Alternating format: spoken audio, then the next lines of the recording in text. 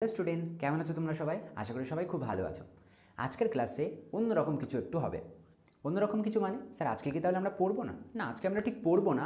আজকে আমরা কিছুটা কেরিয়ার কাউন্সেলিং করব, বা অ্যাজ এ সায়েন্স স্টুডেন্ট আমাদের কী কী কেরিয়ার অপশান আছে ক্লাস 10-এর পরে বা ক্লাস 12-এর পরে, সেই জিনিসগুলো নিয়ে ডিসকাস করব। যারা সদ্য তোমরা ক্লাস 10 কমপ্লিট করে 11-এ ভাবছো আমি সায়েন্স নেব, বা 12 যারা এই বছর দেবে, তারপরে কি করা যায় সেটা নিয়ে চিন্তিত, তুমি বুঝতেই পারছো না যে কোন লাইনটা সব থেকে তোমার জন্য বেটার হবে, বা যে সায়েন্স স্টুডেন্ট কী কী কেরিয়ার অপশান তোমার হাতে আছে, সেই জিনিসগুলো ডিসকাস করবো আজকের ক্লাসে। এই কেরিয়ার অপশানগুলো জানাটা কিন্তু খুব জরুরি। তাহলে আমাদের চয়েস করতে সুবিধা হবে যে আমি আমার পোটেনশিয়াল অনুযায়ী কোন কোন স্ট্রিমে যেতে পারি বা কোন কোন লেভেল আমি অ্যাচিভ করতে পারি। অবভিয়াসলি সবার পোটেনশিয়াল আলাদা, দ্যাটস ওয়াই সবাই আলাদা আলাদা লাইন চয়েস করবে। সেই আলাদা আলাদা লাইনগুলো কী কী, সেগুলো না জানলে চয়েস করবোটা কী করে? দ্যাটস ওয়াই আজকের ক্লাস সব থেকে মোস্ট ইম্পর্টেন্ট। তো শুরু থেকে শেষ পর্যন্ত দেখতে থাকো, তো আশা করি প্রতিটা পয়েন্ট তোমাদের লাইফে কাজে লাগবে। ওকে, তো চলো, আমি পুরো কেরিয়ারের অপশানগুলোকে ডিফারেন্ট ওয়েতে সাজিয়ে রেখেছি। দ্যাটস ওয়াই প্রতিটা লাইন সুন্দর করে মন দিয়ে শুনবে। আর পুরো যে জিনিসগুলো আমি ডিসকাস করবো, এটা একটা পিডিএফ ফরম্যাটও তোমাদেরকে পরে আমি প্রোভাইড করে দেবো। ওকে, সো দেখো, 12-এর পরে 11-12 তো সায়েন্স নিয়েই নিচ্ছ, ক্লাস 10-এর পরে আমি ধরে নিচ্ছি যারা সায়েন্স নিয়ে নিয়েছো বা যারা এখন নেবে বলে ভাবছে, সবার জন্যই কিন্তু প্রযোজ্য। তো সেই পয়েন্ট অফ ভিউ থেকে আমি স্টার্ট করছি। তো যদি আমি ধরেই নিই যে তোমাদের 12 সায়েন্স নিয়েছিলে, তারপরে 12 কমপ্লিট হয়ে গেছে। নাও এই রকম সিচুয়েশানে তোমাদের হাতে কী কী অপশান আছে? আমি যদি 12 কমপ্লিট করার পরে জেনারেলি আমি 4টে লাইন এখানে ডিভাইড করে রেখেছি, 4টে ওয়ে বলতে পারো। একটা হচ্ছে 12-এর সায়েন্সের পরে আমি মেডিকেল লাইন চয়েস করতে পারি, একটা হচ্ছে আমি ইঞ্জিনিয়ারিং লাইন চয়েস করতে পারি, একটা জেনারেল লাইনে যেতে পারি। জেনারেল লাইন মানে স্যার বিএসসি এমএসসি করা, সেটাও আমি ডিটেলসে যাচ্ছি, সেখানে কী কী খরচ কী কী অপরচুনিটি আছে সেগুলো যাব। আরেকটা আমি এখানে দিয়ে রেখেছি আদার্স। সবথেকে মোস্ট ইম্পর্টেন্ট পার্ট হচ্ছে এই আদার্স। অনেকের জন্য হয়তো এই আদার্সটা সবথেকে লাকি পয়েন্ট হবে। সো দ্যাটস ওয়াই শেষ পর্যন্ত দেখো, সেটা নিয়েও ডিসকাস করবো আদার্সের ভিতরে কী কী আছে। তাহলে জেনারেলি 12-এর পরে সায়েন্সের স্টুডেন্টদের কাছে এই 4টে ওয়ে আছে। তো majorly medical, engineering and general, that means honours লাইনে যাওয়া, আর একটা হচ্ছে আদার্স। আদার্সের ভিতরে প্রচুর কিছু আছে, সেগুলো আসছে। নাও স্টেপ বাই স্টেপ এই প্রতিটা পয়েন্ট আমাদেরকে এখানে ডিসকাস করতে হবে। তো যদি আমি মেডিকেল লাইনের কথা বলি, মেডিকেল লাইনের কন্ডিশন কি? ফিজিক্স, কেমিস্ট্রি, বায়োলজি, এই 3টে তো মেজর সাবজেক্ট থাকতে হয়। আর পরীক্ষা দিতে গেলে কি করতে হয়? অ্যাজ এ ইংলিশটা কিন্তু তোমার সাবজেক্টের সাথে থাকবে। তার মানে এটা বলতে পারো PCB combination, physics, chemistry and biology combination, সেই লাইনের জন্য হচ্ছে মেডিকেল লাইন। যারা চয়েস করতে চাইছো যে আমি নিজেকে ভবিষ্যতে ডাক্তার হিসেবে দেখতে চাই বা আমি ডাক্তার হতে চাই, তাহলে তার জন্য মেডিকেল লাইনের সবথেকে বড় আমাদের ন্যাশনাল লেভেল এক্সাম হচ্ছে নিট এক্সাম। নিশ্চয়ই আশা করি অনেকে জানো, সায়েন্স নিয়ে পড়তে শুরু করেছো মানে জানো। তো এই নিট এক্সাম যদি আমি দিই, নিট এক্সাম কততে হয়? 720-তে নিট এক্সাম হয়। তো ফিজিক্স, কেমিস্ট্রি, বায়োলজি সেখানে কতগুলো করে কোশ্চেন থাকে, কি কি ফরম্যাট, তার সিলেবাস কী, সেগুলো নিয়েও যদি ডিটেলস ভিডিও তোমরা চাও, তারও ডিটেলস ভিডিও বানিয়ে দেবো শুধু নিট এক্সামের ওপরে। তো সেটা অবশ্যই কমেন্ট বক্সে জানাবে। যারা নিউ, যারা সবে সায়েন্সের সেই ফিল বা ফ্লেভারটা পাচ্ছ, তারা হয়তো অনেকেই জানো না, সো তাদের জন্য মেবি দরকার পড়বে। সো তারাই স্পেশালি কমেন্ট করতে পারো, আমি ডিটেলসে ডিসকাস করে দেবো। নাও আমি যদি নিট এক্সাম ক্র্যাক করি, আমার হাতে স্যার কী কী অপশান আছে? প্রথম অপশান হচ্ছে এমবিবিএস ডাক্তার হওয়া। সো দ্যাট মিনস তুমি এমবিবিএস পড়তে পারো, তুমি ডাক্তার হতে পারো। এমবিবিএসে তুমি যখন নিট কমপ্লিট করছো, তুমি বেসিক্যালি কী করছো? তুমি নিট ইউজি দিচ্ছ, তারপরে কিন্তু আবার নিট পিজির গল্প আছে, সেগুলো অন্য জিনিস, সেগুলো পরে অন্য কোনো একটা ভিডিওতে ডিসকাস করবো। তাহলে প্রথম অপশান হচ্ছে এমবিবিএস ডাক্তার হওয়া।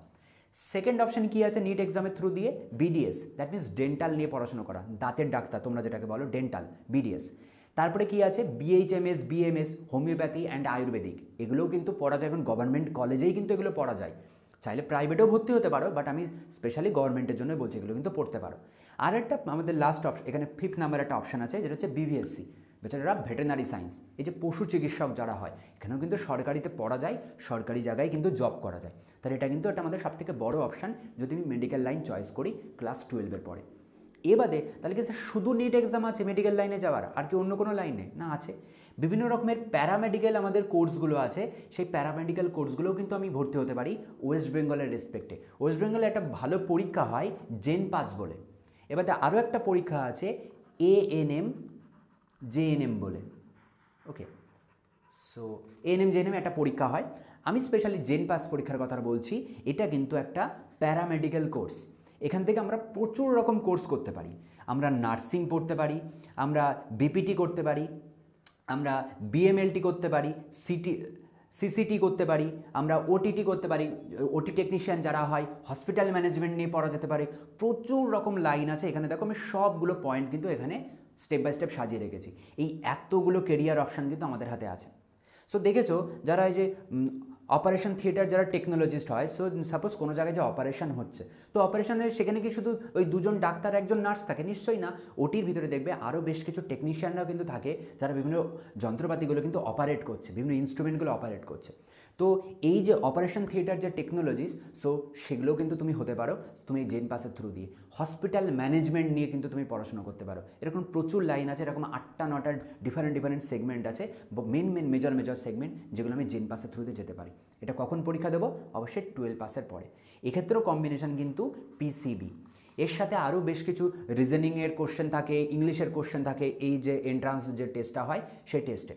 তো সেগুলো নিয়ে যদি ডিটেলসে জানতে চাও বলো, সেপারেট ভিডিও বানিয়ে দেবো। এগুলোর উপরে ডিটেলসে ডিসকাস করতে থাকলে একটাই 15 মিনিট 20 মিনিট করে চলতে থাকবে। তো আমি চাইছি না যে একটা ভিডিও এতটা লেন্দি হোক, দ্যাটস ওয়াই এগুলো আমি ওই ডিটেলসগুলো স্কিপ করছি। কী কী কেরিয়ার অপশান আছে শুধু সেইগুলো আমি বলছি। দরকার পড়লে কমেন্ট করবে, অবশ্যই আমি সেগুলোর উপরে সেপারেট ভিডিও বানিয়ে দেবো। ওকে, তাহলে দুটো মেজর এক্সাম পেলাম, নিট এক্সাম পেলাম, আর একটা জেন পাস পেলাম। জেন পাস যেটা ইউজি তোমরা জয়েন করছো। এবারে এএনএম জেএনএম আছে। এবারে বিভিন্ন রকমের যে নার্সিং যে কোর্সগুলো আছে, বেসরকারি প্রচুর নার্সিং জায়গায় ভর্তি হওয়া যেতে পারে, সেগুলো একটা অপশান। বাট এই দুটো হচ্ছে মেজর দুটো আমাদের অপরচুনিটি, যেটা আমি এদের থ্রুতে যেতে পারি। তাহলে এটা গেল আমাদের মেডিকেল সেক্টর। সেকেন্ড আমাদের যেটা কেরিয়ার অপশান আছে সেটা হচ্ছে ইঞ্জিনিয়ারিং। ইঞ্জিনিয়ারিংয়ের ক্ষেত্রেও আমরা দুটো চয়েস করতে পারি, একটা হচ্ছে গভর্নমেন্ট কলেজ থেকে করবো, আর একটা প্রাইভেট কলেজ থেকে করবো। যদিও মেডিকেল লাইনেও কিন্তু সেই অপরচুনিটিটা ছিল যে প্রাইভেট থেকেও করতে পারো, গভর্নমেন্ট থেকেও করতে পারো। বাট প্রাইভেট কোনো কলেজ থেকে মেডিকেল কমপ্লিট করা, দ্যাট মিনস এমবিবিএস ডিগ্রি নেওয়া, আমাদের মধ্যবিত্ত ফ্যামিলির কিন্তু খুবই সাধ্যের বাইরে, অসম্ভব একটা ব্যাপার। কারণ সেখানে 20 লাখ 30 লাখ 40 50 80 আপ টু 1 কোটি টাকা পর্যন্ত খরচ আছে। সেটা স্বাভাবিকভাবে মধ্যবিত্ত ফ্যামিলি কী করে অত খরচ করবে? পারবে না। দ্যাটস আমাদের সবার ফার্স্ট টার্গেট থাকবে গভর্নমেন্ট কলেজ থেকে করা। সেখানে খরচ ভয়ানক লেভেলের কম। ওকে, তো ইঞ্জিনিয়ারিংয়ের ক্ষেত্রে যদি গভর্নমেন্ট বিভিন্ন কলেজ থেকে কমপ্লিট করতে চাও, তাহলে সেক্ষেত্রে তোমাদের হাতে বেশ কিছু কেরিয়ার অপশান আছে, বেশ কিছু এক্সাম আছে। সেই এক্সামগুলো তুমি কিন্তু বসতে পারো। তার ভিতরে সবথেকে মোস্ট পপুলার হচ্ছে জেই মেন্স, যেটা অল ইন্ডিয়া বেসিসে এক্সাম হয়, এটা আমরা জানি। জেই মেন্স ক্র্যাক করলে তুমি কোন কোন জায়গায় পড়তে পারো? তুমি এনআইটি পেতে পারো, বা বিভিন্ন রকমের যে সেন্ট্রাল ইউনিভার্সিটিগুলো আছে সেখান থেকে কিন্তু ইঞ্জিনিয়ারিং কমপ্লিট করতে পারো। জেই মেন্সের পাশ করার পরে একটা কাট অফ দেওয়া হয়, সেই কাট অফের ওপরে যারা থাকে তারা এলিজিবল হয় জেই অ্যাডভান্সের জন্য। জেই অ্যাডভান্স যদি ক্র্যাক করো, দেন তুমি আইআইটিয়ান হতে পারবে। দ্যাট মিনস আইআইটি থেকে তুমি তোমার বিটেক ডিগ্রি করতে পারবে। এটাই ইঞ্জিনিয়ারিং, দ্যাট মিনস আমাদের BTech, tech for technology, bachelor of technology. তো বিটেক করতে পারি। বিটেকের পরে আসে এমটেক, তো সেগুলো আমরা এখান থেকে করতেই পারি। সেগুলো স্টেপ বাই স্টেপ যাবে, বিটেক করলে দেন তারপরে তোমরা এমটেকে পৌঁছাবে। তো জেই মেন্স অ্যান্ড জেই অ্যাডভান্স দুটো এক্সাম গেল।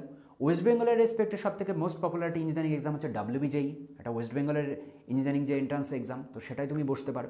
এবারে বিভিন্ন স্টেটের এক্সামগুলো আছে, কর্ণাটকার বিভিন্ন রকম এক্সাম আছে, সেট আছে, গুজরাটের আছে, গোয়ার আছে। এগুলো হচ্ছে স্টেট লেভেল, সেই স্টেটের নিজস্ব এক্সাম। তো এইগুলোতেও কিন্তু বসা যায়। এগুলো তো যে স্টেটের যারা স্টুডেন্ট তারা সেই অনুযায়ী তারা এক্সামগুলো বসতে পারবে। এগুলো হচ্ছে বিভিন্ন রকম যেগুলো মোস্ট পপুলার কিছু আমাদের ইঞ্জিনিয়ারিং এন্ট্রান্স এক্সামিনেশন, যেগুলো আমরা ক্র্যাক করতে পারি। আর এই প্রাইভেট যে বিভিন্ন যে কলেজগুলো আছে বা ইউনিভার্সিটিগুলো আছে, সেখানেও কিন্তু সেপারেট কিছু এক্সাম হয়, সেগুলোতেও তোমরা বসতে পারবে। কী কী এক্সাম আছে স্যার?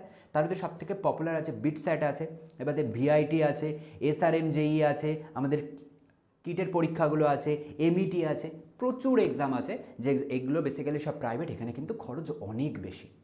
সো গভর্নমেন্টের খরচ যে কলেজগুলো আছে তাদের তুলনায় এগুলোর খরচ অনেক বেশি। তো এই কারণে সবার প্রথমে আমাদের টার্গেট কী থাকবে? WBJEE বা জেই মেন্স বা জেই অ্যাডভান্স এগুলো ক্র্যাক করা। তাহলে তুমি আইআইটিয়ান হতে পারবে, অনেক বেটার জায়গায় যেতে পারবে। WBJEE যদি প্রথম সারির র্যাঙ্ক করো, তাহলে তুমি যাদবপুর ইউনিভার্সিটিতে পড়তে পারবে, বা আমাদের যেটা বিভিন্ন গভর্নমেন্ট যে কলেজগুলো আছে সেই জায়গাগুলোতে পড়তে পারবে। ওকে, তো এইগুলো তোমরা দিতে পারো সাইমালটেনিয়াসলি, যেমন ওই এক্সামগুলোই বসছো, তার সাথে সাথে প্রাইভেট ইনস্টিটিউটগুলোতেও কিন্তু তোমরা পরীক্ষা দিতে পারো। এরকম প্রচুর এক্সাম আছে। তার ভিতরে দেখো আমি এখানে পুরো কমপ্লিট একটা লিস্ট করে দিয়েছি। সো এখান থেকে এক্সামগুলোর ফুল ফর্ম, কারা কন্ডাক্ট করে, কখন এক্সাম হয়, তারও সব ডিটেলস অ্যানালিসিস পেয়ে যাবে। তো সেগুলো বলো, টাইমের সাথে সাথে সেগুলোর উপরেও সেপারেট ভিডিও বানিয়ে দেওয়া হবে। ওকে, তাহলে এটা হচ্ছে আমাদের সেকেন্ড যে কেরিয়ার অপশান, সেটা চলে গেল অ্যাজ এ ইঞ্জিনিয়ার যদি তুমি নিজের ফিউচারটা বানাতে চাও। থার্ড নাম্বার যেটা আসে, হচ্ছে আমি বলেছিলাম জেনারেল লাইন। এটা হচ্ছে আমাদের থার্ড কেরিয়ার অপশান। জেনারেল লাইনকে আমি এবার দুটো পার্টে ভেঙে রেখেছি। একটা হচ্ছে অনার্স লাইনে চলে আসা বা জেনারেল তুমি বিএসসি করা, বা শুধু সায়েন্সে বলছি বলে আমি বিএসসি বলছি, নাহলে আদার্স যারা আর্টস তারা বিএ করবে, বিকম করবে, কমার্সেররা, এইভাবে চলতেই থাকে। তো সিম্পলি এটা হচ্ছে আমাদের সাধারণ অনার্স ডিগ্রি, যে কোনো একটা সাবজেক্টে, ফিজিক্স, কেমিস্ট্রি, বায়োলজি, কোনো একটা সাবজেক্টে অনার্স ডিগ্রি নিচ্ছ। অথবা তুমি কী করতে পারো, গভর্নমেন্ট জবের জন্য খাটতে পারো। এই গভর্নমেন্ট জব, যদিও সব জবের জন্য কিন্তু তুমি এলিজিবল নাও। 12 পাসের পরে কিছু কিছু জব আছে 12 পাসের পরে তুমি বসতে পারো। কিছু কিছু জব আছে যে তুমি বিএসসি কমপ্লিট করার পরে বা তোমার ব্যাচেলার্স ডিগ্রি কমপ্লিট করার পরেই তুমি কিন্তু বসতে পারবে।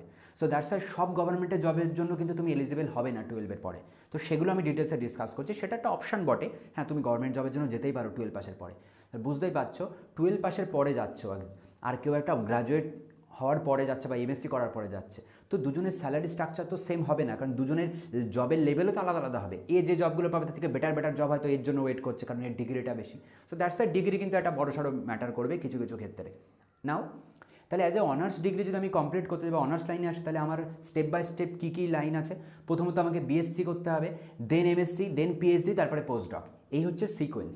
এই সিকোয়েন্সটা কিন্তু অনেকটাই লেন্দি। এখানে ধরে নাও এখন তো 4 ইয়ার্সের বিএসসি হয়ে গেছে, এটা অলমোস্ট 1 or 2 ইয়ার্স, এটা PhD 5 years almost round up করছি, post doc almost 2 or 3 years. তাহলে দেখো এই এত বছরের একটা জার্নি, তাহলে কত হচ্ছে বলো তো, এটা 5 আর 4 9 10 11 12 13, সো অলমোস্ট একটা 13 ইয়ার্সের একটা বিশাল লেন্দি একটা জার্নি এই জেনারেল লাইন। সো সেই তুলনায় কিন্তু মেডিকেল বা যে ইঞ্জিনিয়ারিং বিটেক লাইন কিন্তু অনেক শর্টে কিন্তু তুমি তোমার ডেস্টিনেশনে পৌঁছাতে পারবে। তো এই লাইনগুলো গেল। এখানে তো আমি বিএসসির ভিতরে আলাদা করে সাবজেক্ট লিখলাম না, তোমার যার যেটা পছন্দ, ফিজিক্স পছন্দ ফিজিক্স অনার্স করবে, কেমিস্ট্রি পছন্দ কেমিস্ট্রি, বায়োলজি যে কোনো স্ট্রিমে, botany, zoology, microbiology, biotechnology, whatever, প্রচুর কম্বিনেশন আছে। তুমি করতে পারো বায়োফিজিক্স করতে পারো, বায়োকেমিস্ট্রি করতে পারো, প্রচুর স্ট্রিম আছে, সেগুলো নিয়েও কিন্তু আমরা পড়তে পারি, সেগুলো সব অনার্সের আন্ডারে চলে আসবে। নাও এই গভর্নমেন্ট জবের জন্য আমার হাতে স্যার কী কী অপরচুনিটি আছে, কী কী স্যার পপুলার গভর্নমেন্ট জব আছে, এখানে আমি পুরো একটা লিস্ট রেখে দিয়েছি। এর বাদে আরও অনেক নাম আছে গভর্নমেন্ট জবের, সবথেকে মোস্ট পপুলার কিছু জব আমি এখানে রেখে দিয়েছি। কোনোটা 12 পাসেই এলিজিবল হয়ে যায়, কোনোটা করতে গেলে আমাদের বিএসসির লাগে, বেসিক ডিগ্রি।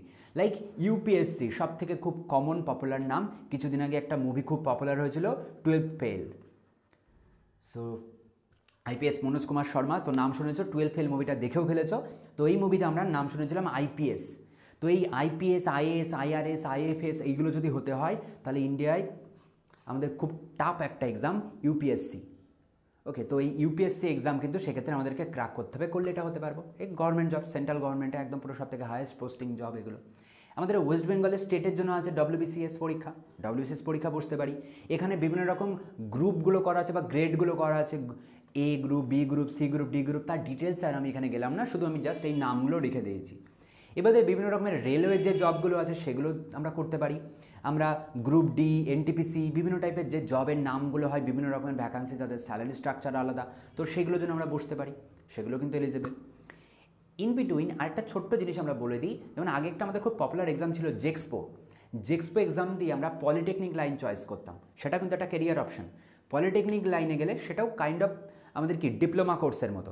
তো ওখান থেকে একটা ভালো কেরিয়ার অপশন হচ্ছে লোকো পাইলট হওয়া। লোকো পাইলট কী জিনিস স্যার?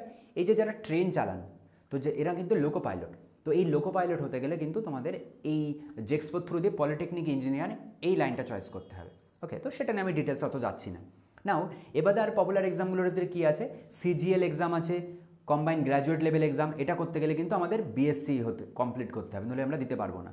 আমাদের সিএইচএসএল আছে, মানে হায়ার সেকেন্ডারি লেভেল এক্সামিনেশান, এটা আমি কিন্তু এইচএস পাসে কিন্তু এই এক্সামটার জন্য বসতে পারবো।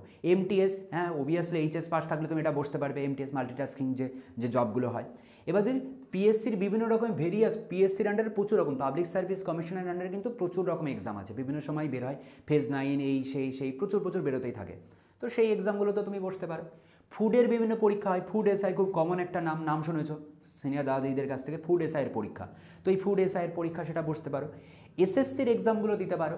এসএসসির দুটো মিনিং আছে, একটা হচ্ছে স্কুল সার্ভিস কমিশন, একটা হচ্ছে স্টাফ সিলেকশন কমিশন, যেটা সেন্ট্রাল গভর্নমেন্টের আন্ডারে। তো স্কুল সার্ভিস কমিশন ভুলে যাও, সে কত বছর পরে হবে, সেই আবার কবে সমস্ত পৃথিবীর সব কিছু অদল বদল হবে, আবার হয়তো এলিয়ান ওয়েস্ট বেঙ্গলে এসে অ্যাটাক করবে, তারপরে সব কিছু বদল হয়ে হয়তো এসএসসি হতে পারে।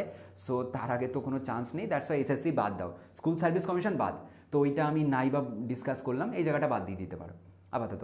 তো হ্যাঁ, স্টাফ সিলেকশন কমিশন সেন্ট্রাল গভর্নমেন্টের আন্ডারে যেটা আছে, ওদের আন্ডারে কিন্তু এসএসসির আন্ডারে প্রচুর রকম এক্সাম আছে, অনেক ভেরিয়াস টাইপের জব আছে। তো সেটাতে আমরা বসতে পারি। আমরা ব্যাঙ্কিং সেক্টরের বিভিন্ন জবগুলো চয়েস করতে পারি। ব্যাঙ্কিংয়ের প্রচুর পরীক্ষা হয়, এসবিআই, পিও বা আদার্স সামথিং বিভিন্ন রকম ক্লারিক্যাল জব, সেগুলো কিন্তু প্রায় সময় বেরোতে থাকে। তো এই এক্সামগুলো আমার হাতে একটা বড় অপরচুনিটি আছে। 12 পাসের পরেও কিছু কিছু জায়গায় যেতে পারি। তবে এই জবের ক্ষেত্রে খুব যদি প্রয়োজন না থাকে, খুব যদি মানে সেই ক্রাইসিস না থাকে, তাহলে অবশ্যই যদি তুমি গভর্নমেন্ট জব পছন্দ করো তাহলে বিএসসিটা করো, দেন তুমি এই জবগুলোর জন্য খাটো। বিএসসির সাথে সাথেই তুমি কোনো কোচিং সেন্টারে পড়তে থাকো, যে জবের জন্য নিজেকে প্রিপেয়ার করো, সেটা কিন্তু একটা বেস্ট অপশান হতে পারে। ওকে, তো সেটা করতে পারো। নেক্সট, আদার্স যে লাইনটা আমরা বলেছিলাম, সব থেকে মোস্ট একটা ইম্পর্টেন্ট পার্ট হচ্ছে আদার্স। এটা হচ্ছে আমাদের 4th নাম্বার কেরিয়ার অপশান। এর ভিতরে প্রচুর ভেরিয়াস ওয়ে আমি এখানে লিখে রেখে দিয়েছি। এর ভিতরে যে কোনো একটা জিনিস তোমার প্রয়োজন মতো তুমি কিন্তু চয়েস করতে পারো। লাইক তুমি ডাটা সায়েন্টিস্ট হতে পারো, এগ্রিকালচারাল সায়েন্টিস্ট হতে পারো, পাইলট হতে পারো, বায়োমেডিক্যাল ইঞ্জিনিয়ার হতে পারো, ল পড়তে পারো, আর্কিটেকচার নিয়ে পড়তে পারো, ফ্যাশন টেকনোলজি নিয়ে পড়তে পারো, প্রচুর প্রচুর হোটেল ম্যানেজমেন্ট করতে পারো। এরকম এত কিন্তু তোমার হাতে অপশান আছে। এগুলো কিন্তু সব আমরা 12 পাসের পরে এই কেরিয়ার অপশানগুলো কিন্তু আমরা চয়েস করতে পারি। ওকে, আর এই যে আমি অনার্সের যে লাইনটা বলছিলাম, অনার্স বলতে বলতে আমরা গভর্নমেন্ট জবে স্কিপ করলাম। স্যার, এই যে পিএইচডি পোস্টডকগুলো করলাম, এরপরে আমাদের হাতে কী অপশান আছে? এটা করে আমি কী করবো? এটা তো ডিগ্রি নিচ্ছি, ডিগ্রি নিয়ে কী পাবো আমি? ডিগ্রি নিয়ে অবশ্যই তুমি বড় কোনো কোচিং ইনস্টিটিউট জয়েন করতে পারো, যে কোনো কলেজ বা ইউনিভার্সিটি সেগুলো জয়েন করতে পারো, বিভিন্ন রিসার্চ সেন্টার যেগুলো আছে সেগুলো জয়েন করতে পারো। যদি তুমি কেমিস্ট্রি লাইনের লোক হও, তাহলে বিভিন্ন যে কোম্পানিগুলো আছে, বিভিন্ন যে ফার্মাসিউটিক্যাল যে কোম্পানিগুলো আছে, রঙের যে কোম্পানি, কেমিক্যাল যে কোম্পানিগুলো আছে, সেগুলো জয়েন করতে পারবে। বায়োলজি ব্যাকগ্রাউন্ডে যদি লোক হও, তাহলে তুমি বিভিন্ন রিসার্চ ল্যাবগুলো জয়েন করতে পারবে। ফিজিক্স ব্যাকগ্রাউন্ডে যদি লোক হও, তাহলে তুমি তো বিভিন্ন কোম্পানিগুলো তো জয়েন করতেই পারছো। তার সাথে তুমি কি করতে পারবে? লাইক ধরো সাপোজ ইসরো, ডিআরডিও বা ভাবা অ্যাটমিক রিসার্চ সেন্টার, বার্ক, এই সমস্ত টপ র্যাঙ্কিং জায়গাগুলোতে কিন্তু তুমি জব করতে পারবে। বাট সেক্ষেত্রে ম্যাক্সিমাম জায়গায় একটা কন্ডিশন হচ্ছে অ্যাডিশনাল একটা এক্সাম দিতে হবে। তুমি যদি জেনারেল লাইনের স্টুডেন্ট হও, গেট এক্সাম তোমাকে ক্র্যাক করতে হবে। আর এই এক্সামগুলো কিন্তু এমন নয় যে পরপর অটোমেটিক আমার হয়ে যাবে। বিএসসির পর এমএসসি করতে গেলে তোমাকে এক্সাম দিতে হবে, এমএসসির পর পিএইচডি করতে গেলে তোমাকে মাঝখানে আবার নেট পরীক্ষা দিতে হবে, বা স্টেট লেভেলের হলে সেট পরীক্ষা আছে, বিভিন্ন স্টেটের বিভিন্ন পরীক্ষা আছে, সেগুলো তোমাকে বসতে হবে। প্রতিটা জায়গায় কিন্তু একটা করে এন্ট্রান্স এক্সাম আছে। এই জার্নিগুলো কিন্তু এতটা সহজ নয়। প্রতিটা জায়গায় একটা করে জিজ্ঞাসা চিহ্ন আছে, একটা করে এক্সাম আছে। সেই অপশানগুলো কিন্তু আমরা এখান থেকে নিতেই পারি। ওকে, এবারে আরও প্রচুর রকম জিনিস আছে। তুমি বিভিন্ন রকমের ফ্রিল্যান্সিং জব করতে পারো। তুমি কম্পিউটার কোডিং শিখে নিজে কোনো কোম্পানি জয়েন করতে পারো, কম্পিউটার প্রোগ্রামিংয়ে ওয়েবসাইট ডেভেলপ করতে পারো, অ্যাপ ডেভেলপ করতে পারো, সোশ্যাল মিডিয়া মার্কেটিংয়ের বিভিন্ন জব তুমি জয়েন করতে পারো। প্রচুর রকম এডিটিংয়ের কাজ আছে, এআইয়ের কাজ শিখতে পারো, আর্টিফিশিয়াল ইন্টেলিজেন্সি, সেগুলোর থ্রুতে কিন্তু নিজস্ব কোনো স্টার্ট আপ কিন্তু তুমি চালু করতে পারো। এইরকম কিন্তু অজস্র অপরচুনিটি আছে, যেখানে হাজার হাজার স্টুডেন্ট এই অপরচুনিটিগুলো কিন্তু নিয়ে বেটার কেরিয়ার তৈরি করছে। তো সেগুলো তুমি নিতে পারো। তো যদি এই অ্যাডিশনাল এই টপিকগুলোর উপরেও জানতে চাও, লাইক এআইয়ের ওপরে কী করে কাজ করতে হয়, এই যে সোশ্যাল মিডিয়া মার্কেটিং বা SEO, search engine optimization, sir এগুলো কী করে করে, অ্যাপ ডিজাইনিংয়ের জন্য বেসিক কী আমার নলেজ জানা দরকার, ওয়েবসাইট ডেভেলপমেন্ট কী করে করতে হয়, সেগুলোর ব্যাপারেও কিন্তু আমি তোমাদেরকে হেল্প করতে পারি। যদি দরকার পড়ে অবশ্যই কমেন্ট করে কিন্তু জানিও। ওকে, তো এই হচ্ছে আমাদের একটা ওভারঅল গল্প। সো আশা করি অনেক ইনফরমেশান পেয়েছো। তাও যদি কোনো জায়গায় কোনো কিছু ডাউট থাকে, তাহলে অবশ্যই কিন্তু কমেন্ট করে, বা হোয়াটসঅ্যাপ দেওয়া আছে, হোয়াটসঅ্যাপ নম্বর থাকবে, তো হোয়াটসঅ্যাপ করে নিও। তাহলে চলো আপাতত নিজেদের ভিতরে প্রসেসিং করতে থাকো, কার জন্য কোনটা এলিজিবল বা কে কোনটা চয়েস করতে চাও। ওকে, তো best of luck for your better future, বা ফিউচারে যা হোয়াট এভার ইউ ওয়ান্ট, তুমি যা হতে চাও, তো যা করতে চাও, সেগুলো যেন সব ফুলফিল হয় এবং সেগুলো যেন করতে পারো। বাট প্রতিটা কাজে এতটা কিন্তু সহজ নয় যে বললাম আর হয়ে যাবে। দ্যাটস এ হার্ডওয়ার্ক প্রচণ্ড কিন্তু দরকার। প্রতিটা জায়গায় প্রতিটা স্টেপেই হার্ডওয়ার্ক লাগবে। অটোমেটিক কোনো কিছুই হয় না বাবা। তো সব কিছুর জন্য খাটনি লাগবে, প্রচুর পরিশ্রম করতে হবে, করলে সফল হবেই হবে। প্রতিটা অপশানই এখানে বেটার, প্রতিটা অপশানই বেস্ট। ওকে, সো চলো তাহলে আজকে এই পর্যন্তই। খুব তাড়াতাড়ি আবার একটা নতুন ক্লাসে দেখা হবে। টাটা।